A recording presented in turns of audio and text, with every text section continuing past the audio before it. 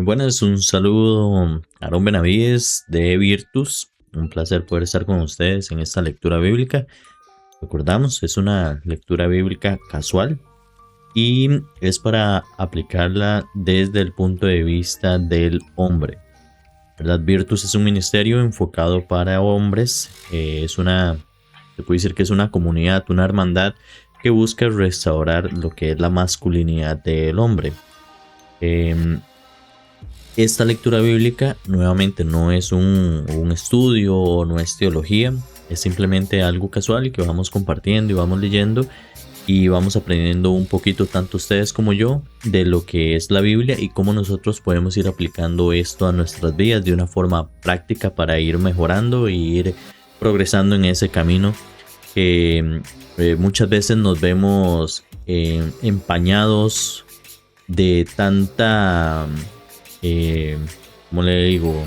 Se puede decir tanto desenfoque, ¿verdad? Que se da a un punto muy externo, ¿verdad? Muchas veces la sociedad es muy materialista y no piensa tanto en el interior de la persona y nosotros como hombres muchas veces perdemos el enfoque, ¿verdad? Y no ponemos nuestro valor en lo que realmente somos, sino en lo que podemos producir o en lo que podemos dar o en lo que podemos exteriorizar. Y realmente no debería ser así, ¿verdad? No digo que está mal, lo que digo es que está mal si es la prioridad. Uno debería de priorizar primeramente el interior y después el exterior. Entonces, acá lo que andamos buscando es justamente restaurar esa masculinidad, que es ese valor que nosotros tenemos como hombres desde que nacemos, ¿verdad? Que por X o Y razón la hemos ido perdiendo en el transcurso de la vida. Entonces, muchas veces de ahí no es responsabilidad de la sociedad devolvernos la masculinidad que nos quitó, pero sí es nuestra responsabilidad recuperarla. Una vez que uno ya es consciente de algo, uno tiene que ser responsable del cambio, sin importar si fue producido por alguien más, da igual. La verdad es que realmente esto nosotros lo buscamos para nosotros mismos y es lo que hacemos en Virtus. Entonces, si usted es nuevo en Virtus, bienvenido. Si usted ya tiene tiempo acá, excelente, ya sabe cómo es la dinámica y estoy seguro que ha ido aportando a su vida una forma de transformar, una perspectiva diferente de ver las cosas. Para los nuevos, voy a explicar rápidamente lo que es básicamente Virtus, ¿verdad? Y en la lectura bíblica nosotros vemos lo que es la Biblia. Por acá nosotros podemos ver en la Biblia que vamos a encontrar dos mitades, dos partes, porque en realidad no es exactamente la mitad. Dos partes, que es el Antiguo Testamento y el Nuevo Testamento. Nosotros vamos a ver que cada testamento tiene sus libros. Los libros siempre los vamos a poder identificar acá en la parte superior, aparte del índice. En el índice usted puede ver todos los libros y en el número de página en el que está. También es una forma fácil de buscarlo. Conforme uno se va familiarizando, ya sabe dónde están, entonces uno más o menos también en su propia Biblia, ¿verdad? Va encontrando. Entonces siempre va a encontrar acá el nombre del libro y el capítulo que viene acá. También lo va a encontrar en un número grande de la Biblia. Cada vez que usted está leyendo algún libro en la Biblia, te va a encontrar el número grande que es el capítulo y luego los pequeños que son los versículos. Va a encontrar títulos, que es como un resumen o un preludio del relato que se va a estar viendo. Y en esta Biblia, que no es de estudio, usted va a encontrar referencias o concordancias que son notas o lo refieren a otro versículo o alguna referencia en particular. Va a depender de la Biblia de cada uno. Y hay otras de estudio que sí ya traen un montón de detalles basados en la Biblia en particular, en promesas, hay unas de estudio, Hay unas de personajes que traen los comentarios de las personas, ¿verdad? Entonces hay un montón. Lo importante, yo siempre recomiendo, si usted ya es nuevo o si usted es de las personas que dice, uy, es que la Biblia yo no la entiendo porque es muy difícil, es como muy extraña, no la comprendo, no lo culpo. La verdad es que la versión Reina Valera 1960 es un poco confusa y no es adaptada a nuestros tiempos. Entonces siempre le recomiendo compre una de alguna otra versión, ¿verdad? Traducción de TLA, nueva versión internacional, traducción viviente, etcétera. Una que sea más entendible. Si usted ya tiene una 1960, igual puede comprarse una de estas versiones que le va a facilitar la lectura y la comprensión, que para mí es muy importante, ¿verdad? No solo leer por leer. La idea es leer y comprender lo que yo estoy leyendo, que lo pueda interiorizar, que pueda saber, que lo pueda sintetizar básicamente, que si yo leo algo, sé por qué Jesús lo está diciendo, sé cuál es el fin del que lo hice, el resultado que él quiere, ¿verdad? Etcétera. Pero si yo simplemente la leo por leerla y no estoy comprendiendo nada, pues en vano se lee. Así que esta es la parte.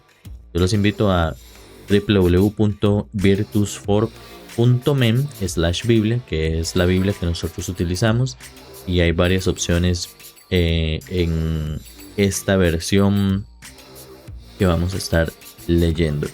Yo se las comparto por acá para que podamos ir viendo más o menos la dinámica, cómo funciona. Nosotros tenemos la Biblia. Acá tenemos paralelo, que podemos leer varias versiones. Y agregamos versiones, podemos leer 3 versiones si queremos, más, si ustedes gustan. Los modos, sepia, claro, oscuro. Y acá vemos todos los libros con sus respectivos capítulos. Entonces, esta es la Biblia que nosotros utilizamos y acá vienen otras opciones que usted puede ajustar a sus preferencias y gustos. Parte de eso, a mí me gusta hacer un resumen para que usted se enrole un poquito con lo que leímos en los días anteriores, en el video anterior. El video anterior leímos el Mateo 25 y 26. Vemos rápidamente que en el 25 se nos cuenta una comparación de las 10 muchachas, que eran 5 sensatas y 5 insensatas. O sea, 5 que estaban preparadas y 5 que no estaban preparadas. Al final las 5 preparadas lograron entrar a la boda y las que no, pues se quedaron afuera, ¿verdad? Eso es en referencia a que nosotros debemos siempre estar listos. No esperando que pasen las cosas para alistarnos, sino siempre ser más preventivos que reactivos. Si nosotros como hombres buscamos en nuestra vida ser preventivos y en vez de reactivos, nos vamos a ahorrar un montón de problemas en general de diferentes índoles, ¿verdad? Porque uno normalmente debe buscar la preparación para soportar la prueba. No debería ser al revés, ¿verdad? Si yo no estoy preparado para la prueba, difícilmente vaya a tener las capacidades y las habilidades para enfrentar la prueba. Entonces eso es lo que nos da acá. Nos habla de 3 hombres y yo les hablaba un poco la parábola de los talentos, que a mí me gusta mucho, ¿verdad? 3 hombres que reciben 5 talentos, 2 talentos y 1 talento. Esto es una cantidad de dinero, ¿verdad? Que el señor, o sea, el amo o el dueño, les dio porque él se iba a salir y les dio esas partes para que ellos administraran. La Biblia dice conforme a su capacidad, o sea, ya el Señor les daba a ellos sabiendo lo que iban a hacer. Sin embargo, para mí esto siempre es claro que es una oportunidad. Dios siempre nos da oportunidades a nosotros para que nosotros podamos aprovecharla si deseamos, y si no, pues que no digamos más adelante que nunca se nos dio la oportunidad. ¿verdad? Entonces, esos son los 3 talentos. Interesante es que con el primero, que lo multiplicó el doble, él celebró. Con el segundo, que lo multiplicó también, él celebró de la misma forma. A él no le importa la cantidad, él solo le importa que multiplique lo que sea que se le entregó a usted. Entonces, cuando el uno no multiplicó, lejos de eso, más bien escondió el dinero, entonces ahí es donde el Señor se molesta porque le dio un talento que él pudo haber aprovechado y no lo hizo, ¿verdad? Entonces eso es algo importante. También se habla sobre el reino de Dios, ¿verdad? Que él va a separar a los buenos de los malos, ¿verdad? Y los buenos serán llevados a la vida eterna y los malos tendrán su consecuencia de su propia decisión, ¿verdad? Eso es algo importante. En el 26 vimos algo interesante.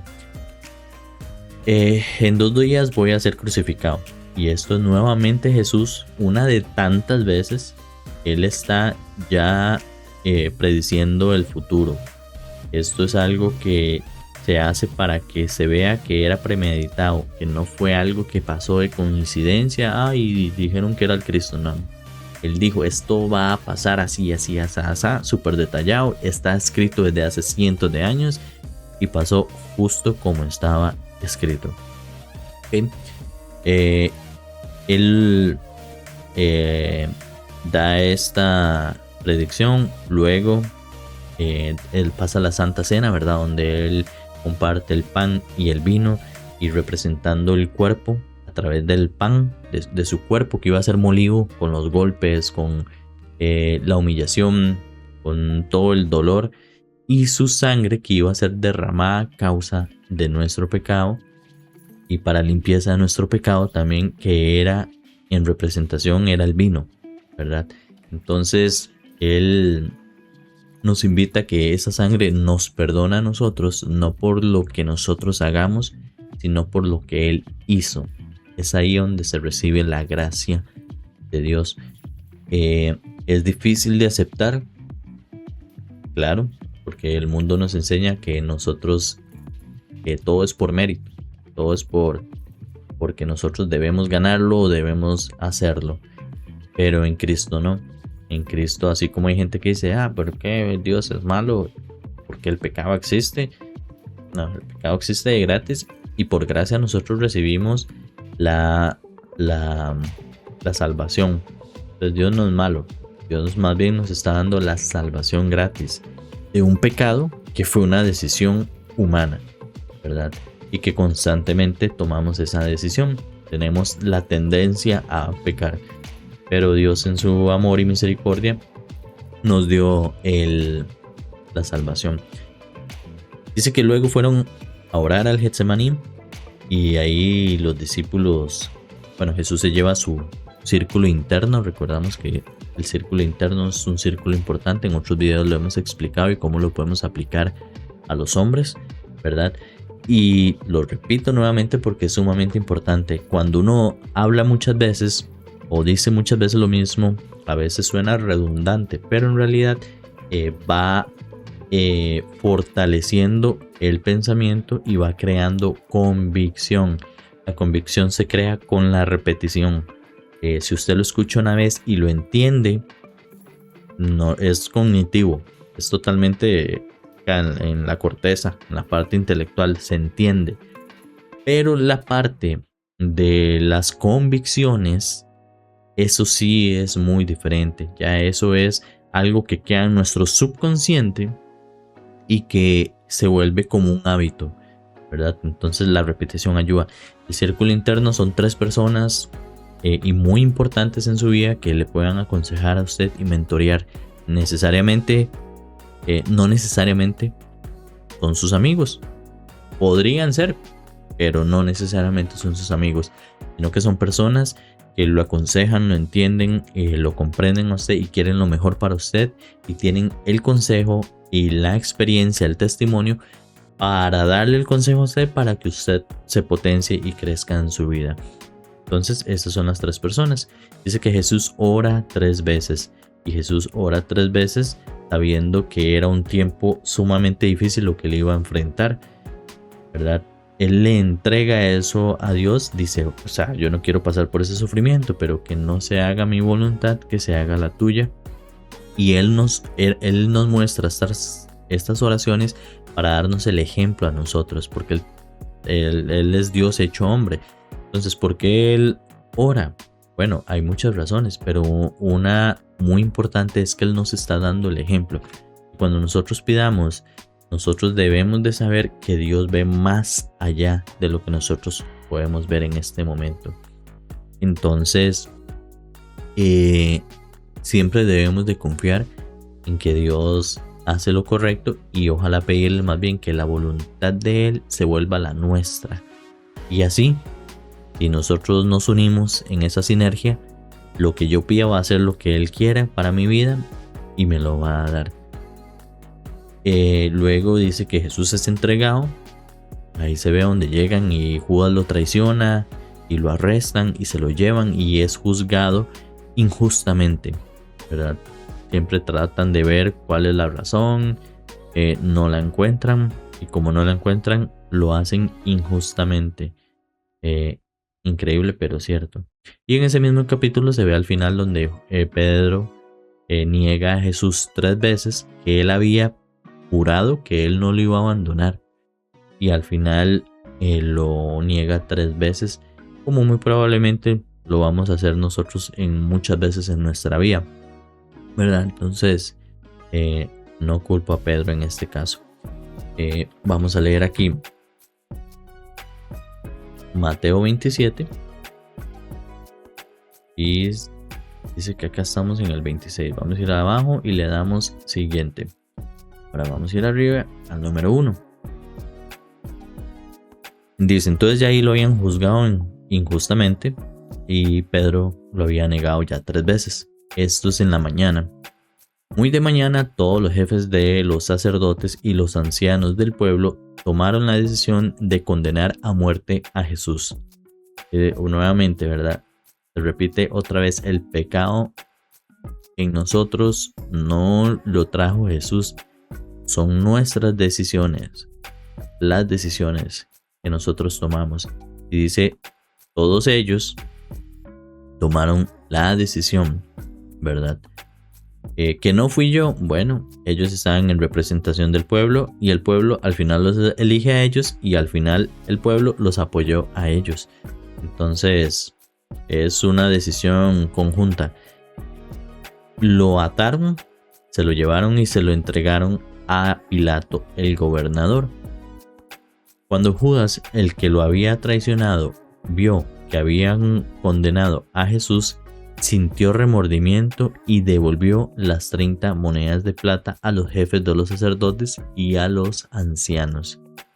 Ya había sentido remordimiento y eso es parte de lo que nosotros decimos que debemos ser preventivos y no reactivos.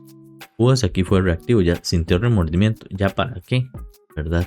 Y fue y devolvió el dinero como si hubiera podido borrar lo que hizo. Entonces de ahí no se pudo. Y dice, he pecado, les dijo, porque he entregado sangre inocente. Y eso a nosotros, ¿qué nos importa? Respondieron, allá tú. Y ve aquí, qué interesante es esa frase. Y de hecho lo voy a anotar acá.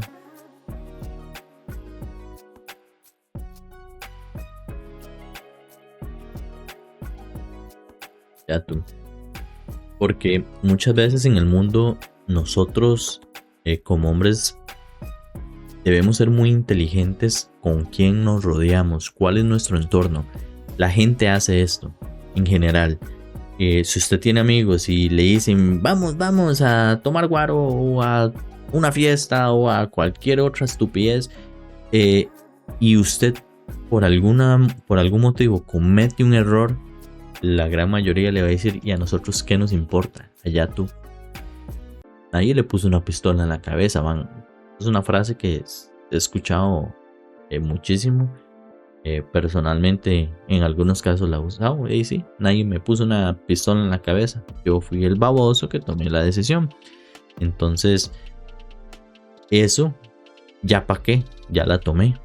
pero nosotros debemos de anticipar eso y debemos ser conscientes de justamente esto.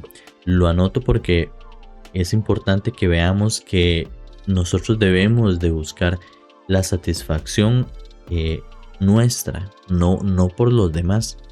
Y al final muchas veces en nuestras vidas actuamos por los demás, por eso a nivel psicológico se le llama aceptación social o presión social, y nosotros actuamos a través de la presión social para ser aceptados en un grupo de personas, ¿verdad? Porque a nadie le gusta ser rechazado.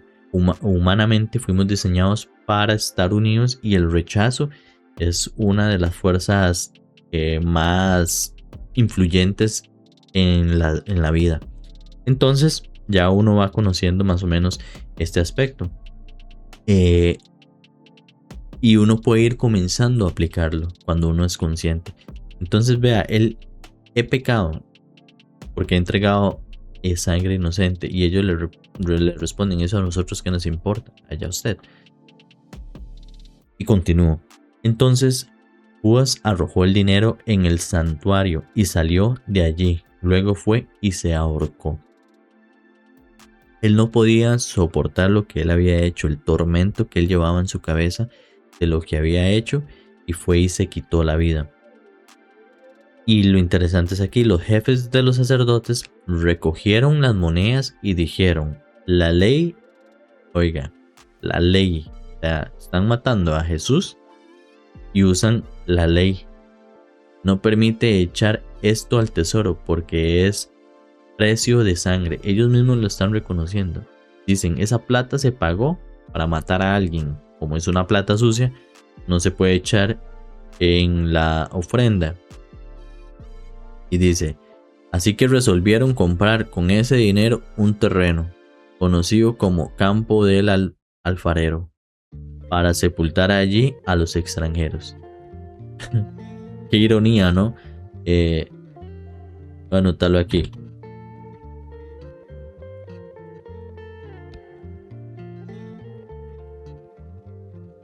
Es súper irónico cuando ellos están hablando de la ley. Primero le dicen al otro que a nosotros qué nos importa a él. Agarran el dinero, que está sucio el dinero, entonces no se puede dar como ofrenda, entonces nos lo dejamos nosotros y compramos un terreno para hacer algo bueno, según ellos, ¿verdad? Entonces es irónico. Por eso se le llama campo de sangre hasta el día de hoy. En el versículo 9 dice: así se cumplió lo dicho por el profeta Jeremías. Tomaron las 30 monedas de plata. Oiga, esto también es muy impactante.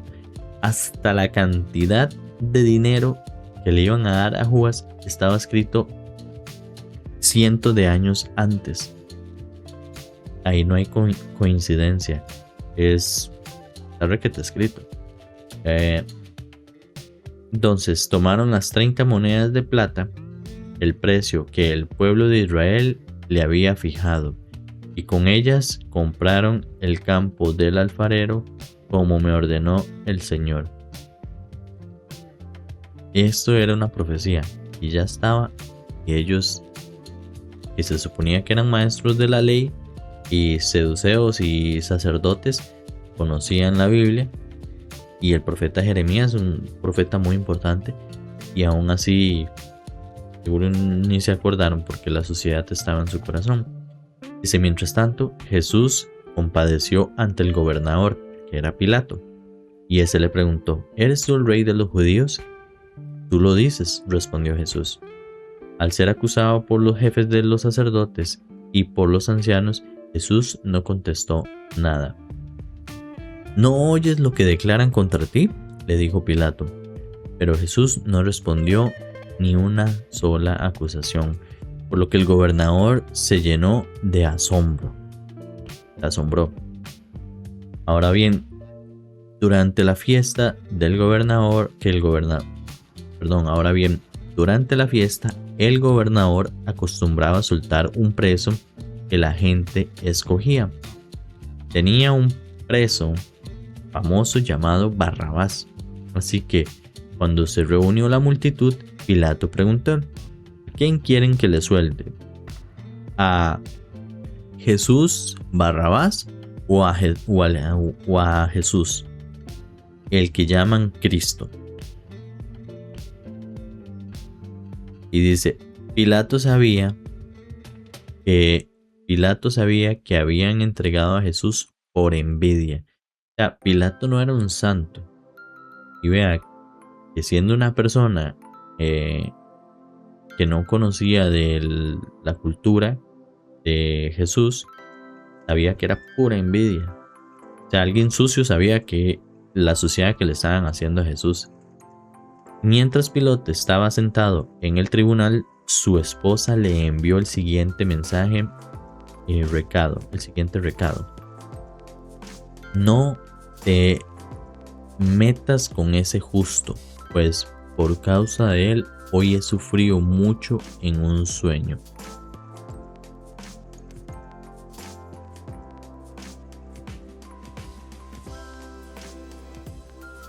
Y imagínense lo impactante que es para Pilato. Ya se había asombrado. Sabía que era por envidia y que era un hombre justo. Y además llega la esposa y le dice eso.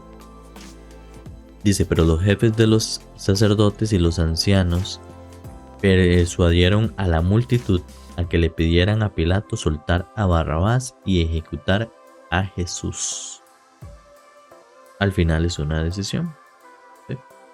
¿A cuál de los dos quieren que le suelten?, preguntó el gobernador. A Barrabás. ¿Y qué voy a hacer con Jesús, al que llaman el Cristo? Crucifíquenlo, respondieron todos. ¿Por qué? ¿Qué crimen ha cometido? Pero ellos gritaban aún más fuerte: crucifícalo. Cuando Pilato vio que no conseguía nada, sino que más bien se estaba formando un tumulto, pidió agua y se lavó las manos delante de la gente. Soy inocente de la muerte de este hombre, allá ustedes. Y a mí siempre la historia de Pilato, siempre a Pilato lo ponen como el malo. Pues santo no era, ni nosotros lo hemos sido. Pero si hizo algo bien Pilato fue hacer esto. Creo que se lavó las manos de algo gravísimo, ¿verdad? Algo muy similar a Judas, ¿verdad? Judas traicionó a Jesús. Si Pilatos hubiera dicho crucifíquenlo, hubiese sido muy parecido a lo que hizo Judas, perdón. Y él, con mucho temor, pues pienso que él tenía como cierto temor, ya él había visto e incluso trató de defender a Jesús y de liberarlo y de hacer lo que estaba, no todo en sus posibilidades, porque tal vez él se hubiera dicho ya no sean necios, o sea, manda soldados, pero en esa época no se manejaba el alboroto de esa forma, ¿verdad? Entonces, para que no se hiciera una revolución y no perder su posición, él de ahí se lava las manos y les dice: allá ustedes. Les aplica casi que la misma dosis que le aplicaron a Judas, solo que esta vez por lo menos él se lavó las manos de la sangre inocente. Y dice: que su sangre caiga sobre nosotros y sobre nuestros hijos. Vean la estupidez, porque no sé cómo decirle. Luego las generaciones, en los estudios generacionales que nosotros hacemos, de bendición generacional y de bendición en la familia, nosotros vemos que las bendiciones generacionales son de suma importancia. Pero veamos aquí, e incluso en nuestras propias vidas como humanos, nosotros traemos muchos traumas de niños, porque como decía esta terapeuta muy famosa, Louise Hay, nosotros somos víctimas de víctimas, y nuestros padres traían malos hábitos o formas que ellos no sabían cómo hacer las cosas de nuestros abuelos, y la cadena se venía eh, bajando en las generaciones, y eso provocó muchas veces traumas en nosotros que en algunos casos estamos luchando actualmente. Pero vea que todo comienza con la decisión de la generación presente, ¿verdad? En nuestro caso nos toca a nosotros arreglar lo que nuestros padres rompieron, y no porque es culpa de ellos o en afán de ir a reclamarles, sino porque nosotros debemos simplemente repararlo. eh, y ser, yo pienso que parte de la masculinidad y la fortaleza es esa responsabilidad, tomar esa responsabilidad, ¿verdad? Yo siempre digo, un hombre fuerte no se define por lo que puede construir, se define por lo que puede construir. Entonces, si nosotros somos verdaderamente fuertes, no destruimos, sino construimos. Y depende de lo que usted construya, me va a decir a mí qué tan fuerte es usted. Entonces, yo veo esto y yo digo, que su sangre caiga sobre nosotros y sobre nuestros hijos. Vea la maldición que están tomando estas personas y se la están pasando a las generaciones, a los hijos de los hijos, y a quién sabe a cuántos, hasta incluso tal vez hasta nosotros mismos han llegado y seguirá, ¿verdad? Pero es increíble cómo toman esa decisión tan egoísta, y yo creo que como hombres, futuros padres o padres actuales, debemos de comenzar a tomar responsabilidad sobre nuestras acciones y sobre lo que decimos, porque muchas veces no tomamos en cuenta que lo que hacemos y decimos puede impactar generaciones. Esto es simplemente como una revelación que se nos da el día de hoy, para que seamos conscientes y poco a poco vamos cambiando eso con ayuda de Dios, y adquiriendo conocimiento adicional, ¿verdad? Luego voy a leer un libro muy bonito que habla sobre la cultura de bendición con los hijos y en el matrimonio. Entonces, uno ya es consciente y luego con recursos uno puede mejorar en ese aspecto, ¿verdad? Entonces les soltó a Barrabás, pero a Jesús lo mandó a soltar y lo entregó para que lo crucificaran.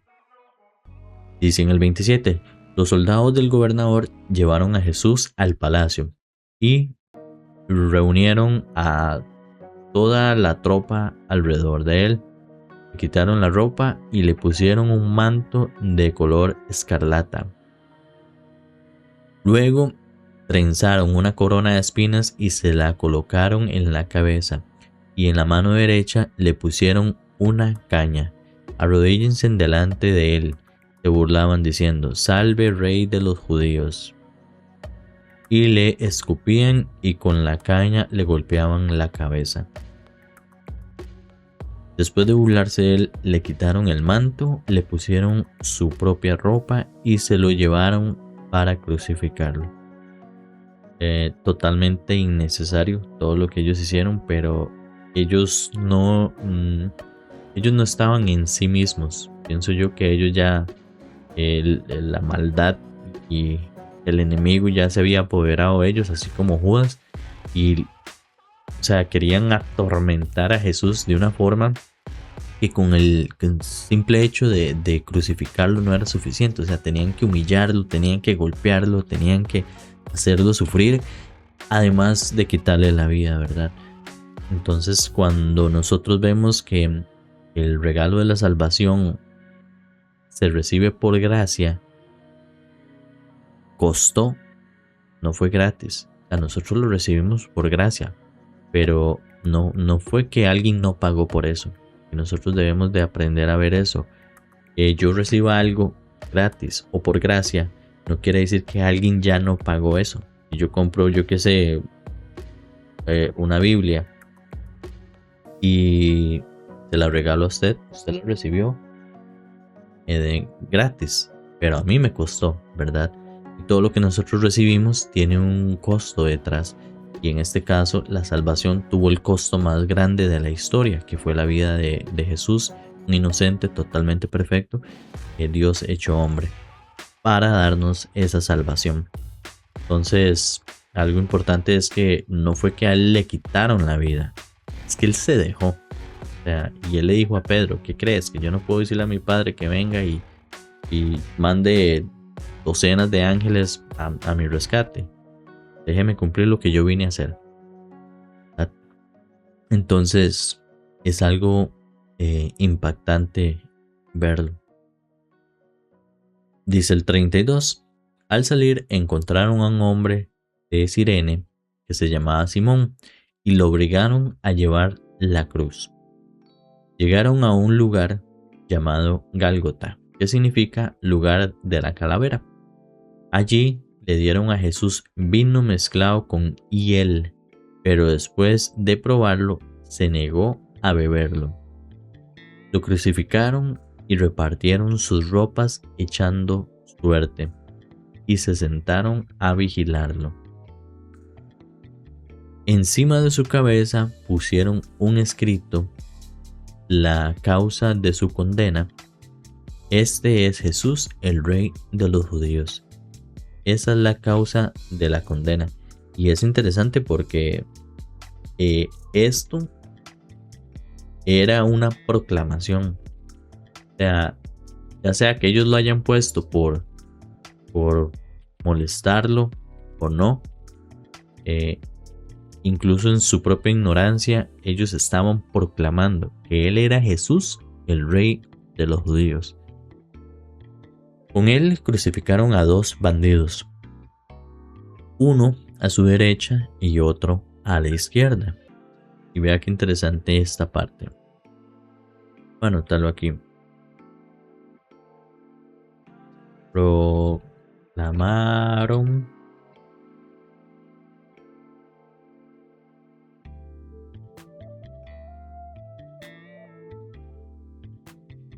los bandidos.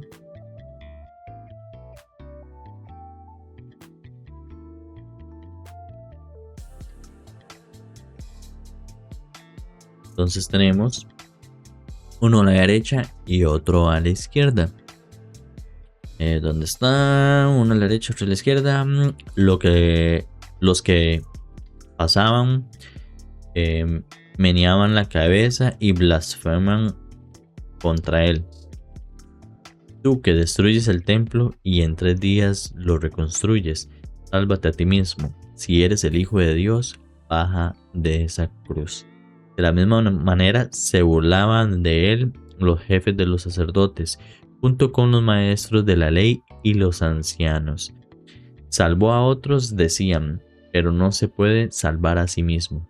Y es el Rey de Israel. Que baje ahora de la cruz, y así creeremos en él. Él confía en Dios, pues que lo libre Dios ahora, si de veras lo quiere. ¿Acaso no dijo: yo soy el Hijo de Dios? Así también lo insultaban los bandidos. Vean qué interesante esta parte, porque si Jesús hubiera bajado de la cruz, como dicen ellos, igual no le hubieran creído. Así también lo insultaban los bandidos que estaban crucificados con él. Desde el mediodía y hasta la media tarde, toda la tierra quedó en oscuridad.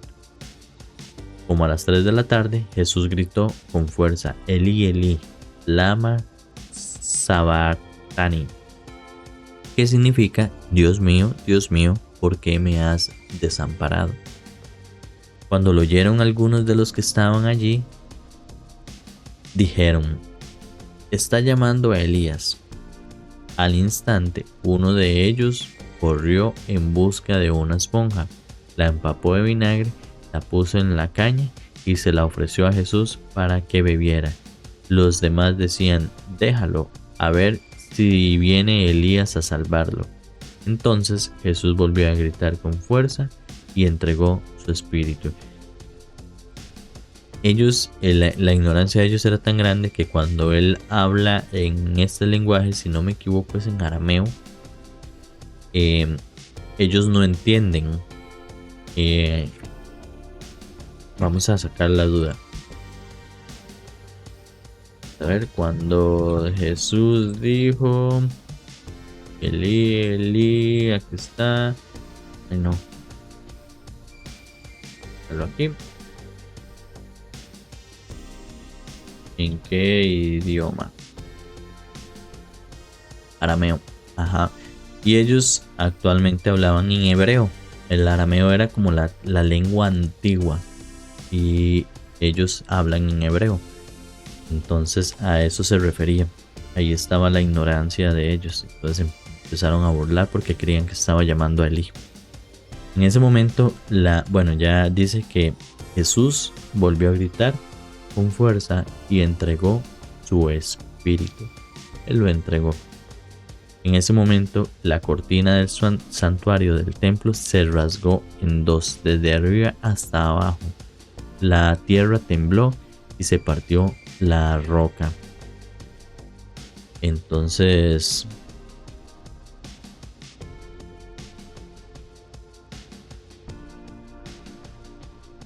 ponerlo así, cuando esto se rasga, representa que ya nosotros tenemos libre acceso a Cristo a través de su Espíritu Santo. Antes el templo era el lugar en el que nosotros encontrábamos a Dios. Cuando Jesús rompe esta cortina, lo que pasa es que es una representación de que ya el templo no es, ahí ya no habita Dios. Ahora Él habita a través del Espíritu Santo en cada uno de nosotros. Pero sí es importante, pero es aún más importante conocer que ahora, si Él está en mí, yo soy el templo, ¿verdad? Y ese templo debe ser cuidado. Entonces es un gran privilegio y un gran compromiso con su gran responsabilidad, ¿verdad? Entonces, para tenerlo presente. Dice, se abrieron los sepulcros del temblor, ¿verdad? Y muchos santos que habían muerto resucitaron. Interesante. Después de eso resucitaron personas. Salieron de los sepulcros y después de la resurrección de Jesús entraron en la ciudad santa y se aparecieron a muchos en Jerusalén, que es lo que llamaban la ciudad santa. Cuando el centurión y los que con él estaban custodiando a Jesús vieron el terremoto y todo lo que había sucedido, quedaron aterrados y exclamaron: verdaderamente este era el Hijo de Dios. Y nuevamente, ya para qué. Y espero que se hayan arrepentido después de eso y hayan aceptado a Cristo como el verdadero Hijo de Dios. Pero habían sido partícipes de algo muy feo, ¿verdad? Y tal vez por el trabajo no sabían, simplemente estaban ahí.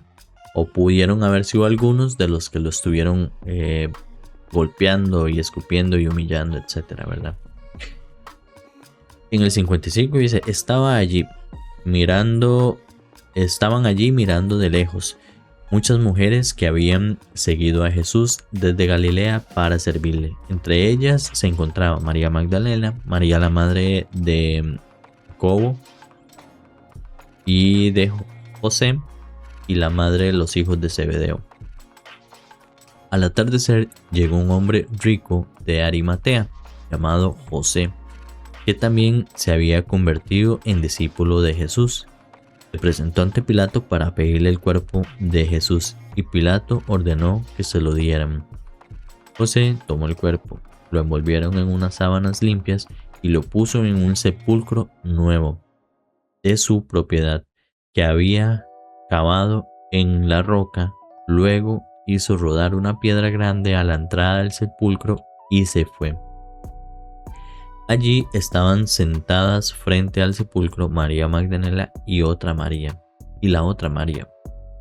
Entonces vemos cómo José pide el cuerpo de Jesús Y en otros evangelios nos dan un poquito más detalles de quién era José. En este, él va y pide el cuerpo a Pilato y Pilato se lo da. Entonces dice que estaban María Magdalena y la otra María. Al día siguiente, después del día de la preparación, los jefes de los sacerdotes y los fariseos se presentaron ante Pilato. Señor, les dijo, nosotros recordamos que mientras ese engañador aún vivía, dijo, a los 3 días resucitaré. Por eso, ordene usted que se selle el sepulcro hasta el tercer día, no sea que vengan sus discípulos, se roben el cuerpo y le digan al pueblo que ha resucitado. Ese último engaño sería peor que el primero. Llévense una guardia de soldados, les ordenó Pilato, y vayan y aseguren el sepulcro lo mejor que puedan. Así que ellos fueron, cerraron el sepulcro con una piedra y lo sellaron y dejaron puesta la guardia. Vamos a colocar aquí. Dejaron a los guardias. Ese es el capítulo 27. Y vamos al 28. Anotarlo aquí. Mateo 28. Dice en Mateo 28, versículo 1, dice, después del sábado, al amanecer del primer día de la semana, o sea el domingo, María Magdalena y la otra María fueron a ver el sepulcro. Sucedió que hubo un terremoto violento, porque un ángel del Señor bajó del cielo y, acercándose al sepulcro, quitó la piedra y se sentó sobre ella. Su aspecto era como de un relámpago y su ropa era blanca como la nieve.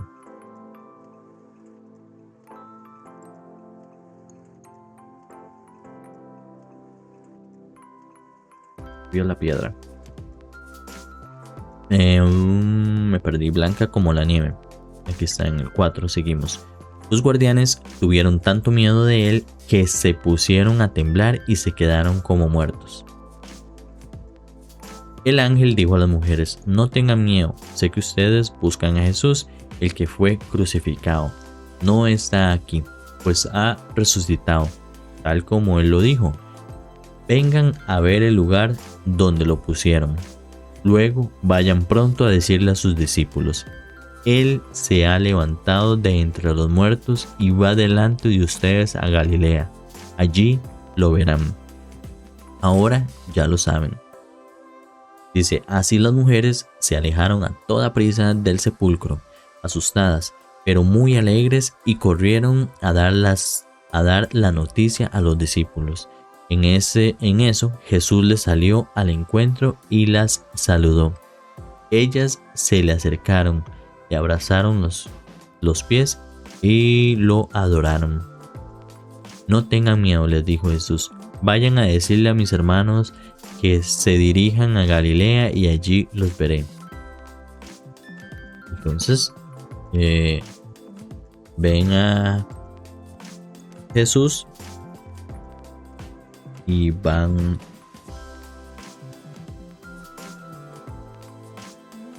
a la noticia a los discípulos. Vamos a ver.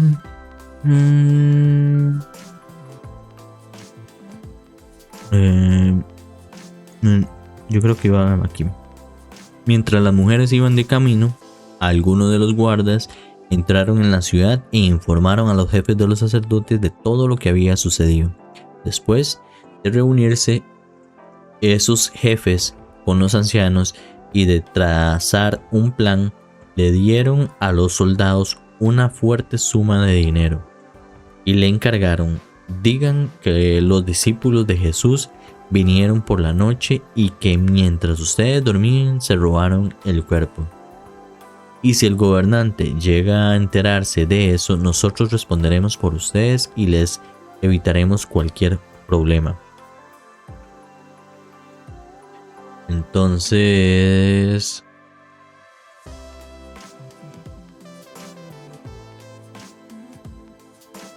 Otra vez, ese era el recurso de ellos. El engaño siempre ha sido el engaño, el recurso del enemigo. Y evitaban problemas. En el 15 dice: así que los soldados tomaron el dinero e hicieron como les habían instruido. Esa es la versión de los sucesos que hasta el día de hoy ha circulado entre los judíos. Dice acá, el 16: los 11 discípulos fueron a Galilea, a la montaña que Jesús les había indicado. Cuando lo vieron, lo adoraron, pero algunos dudaban. Jesús se acercó entonces a ellos y les dijo: se me ha dado toda autoridad en el cielo y en la tierra. Por tanto, vayan y hagan discípulos de todas las naciones, bautícenlos en el nombre del Padre y del Hijo y del Espíritu Santo, enseñándoles a obedecer todo lo que les he mandado a ustedes, y les aseguro que estaré con ustedes siempre hasta el fin del mundo. Entonces aquí Jesús nos da la gran comisión. Y eso lo cambió el comisión.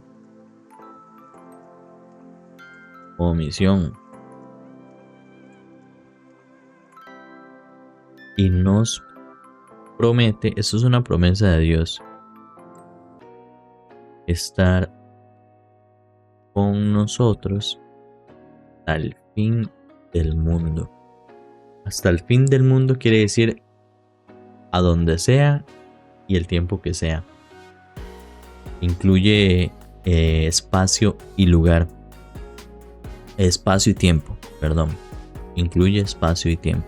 Entonces, esta es la gran comisión, lo que Jesús nos pide hacer, ¿verdad?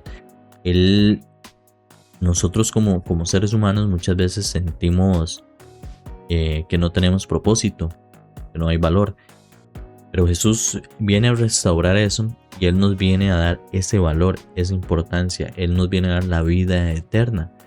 Y ahí es cuando nosotros conocemos nuestra identidad y valemos por lo que nosotros somos, no por lo que nosotros decimos, no por lo que nosotros hacemos, no por lo que Él dice, por lo que Él hizo.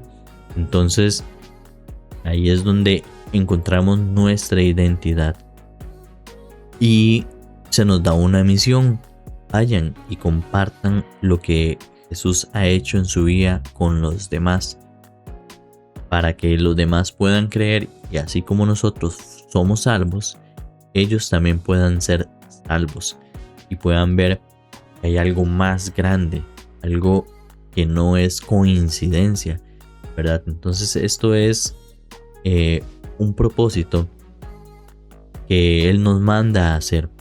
Ahora, algo que también es muy valioso es que Él nos dice que no vamos a estar solos. Dice: y les aseguro que estaré con ustedes siempre. ¿Cuándo? Siempre, hasta el fin del mundo. Entonces yo siempre le digo, confíe en Dios. ¿Cuándo? Siempre. ¿Dónde? Hasta el fin del mundo. Él siempre va a estar con usted, porque Él lo promete. Y es difícil. Sí, al principio es difícil porque hay que cambiar el paradigma o la parte intelectual, que es la que nos dice sobre las cosas físicas, ¿verdad? O sobre las capacidades que nosotros tenemos. Y esto va más allá de la física, va más allá de la química, va más allá de lo que nosotros podemos ver, podemos percibir, va más allá. Entonces al inicio es difícil porque va en contra de nuestra naturaleza. De hecho es contraintuitivo, ¿verdad? Pero conforme uno va leyendo, va escuchando, va creyendo, eso se va volviendo cada vez más real. Y porque se vuelve real, nosotros empezamos a confiar cada vez más en Cristo.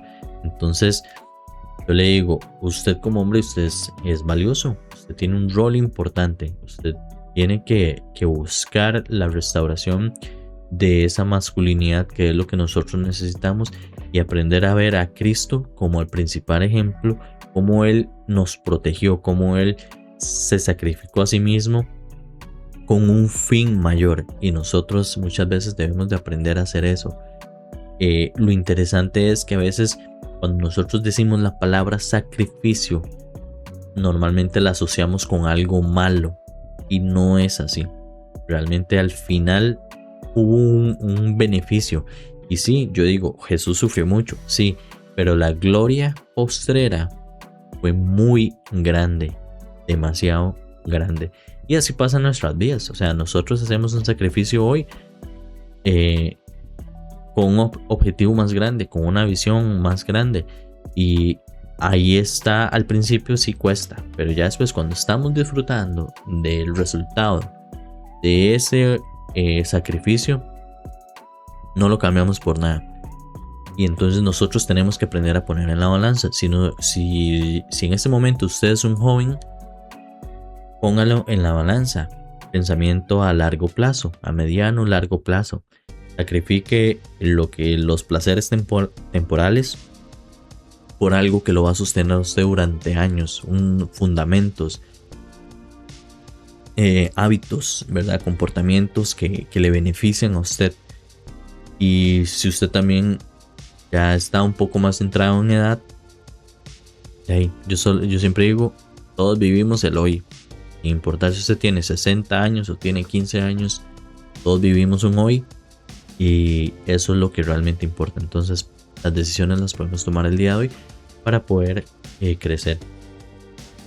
Entonces eso es súper importante, la lectura bíblica. Siempre ya les enseñé la Biblia física, siempre les digo, lleven su Biblia física, es un símbolo que nos dice a nosotros quiénes somos y a quiénes servimos. Y le dice a los demás quiénes somos y a quiénes servimos. Entonces, es muy importante ir cambiando. Hay una frase que dice, usted se juega vivo. Y en Latinoamérica se usa mucho. Pero yo una vez dije, mira qué interesante, porque cuando yo vengo de una familia muy humilde, y a mí siempre me gusta hasta la actualidad verme bien y verme serio. Serio no de semblante, sino que la gente me tome con seriedad. Y es algo que Dios puso en mí. Y al principio, cuando yo era joven, la gente me decía, ¿qué juega vivo? ¿Verdad? Que aparenta, ¿verdad?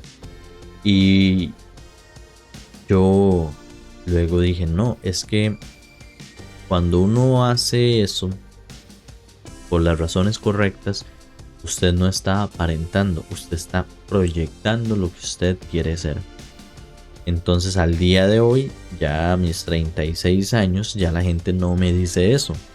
Ya la gente me ve y sabe que soy así.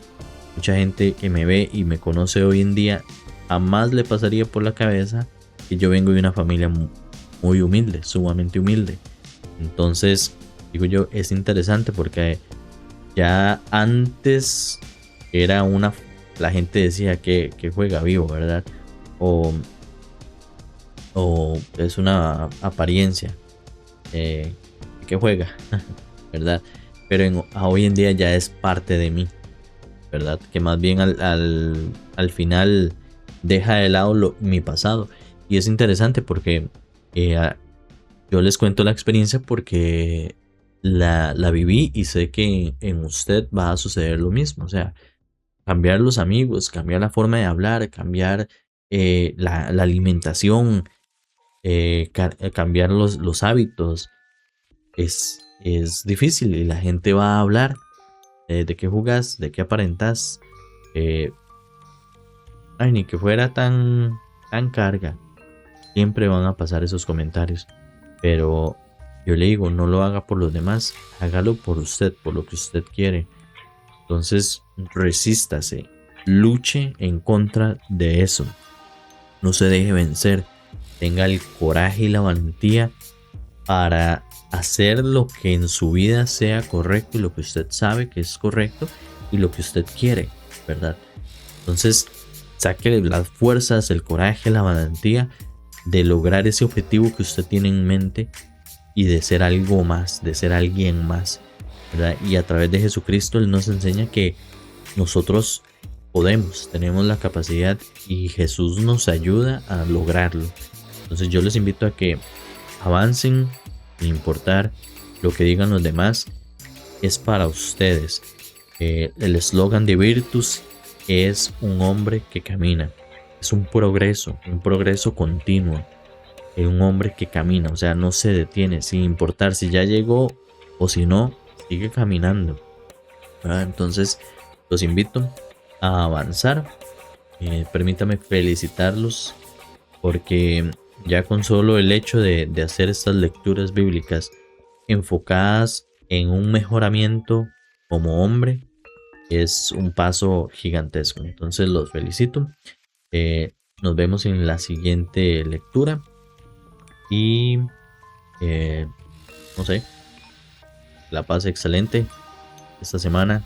Luche con fuerza, no se deje vencer. Usted es valioso y usted es importante. Así que a luchar fuerte. Pura vida. Aaron Benavides. Hasta pronto.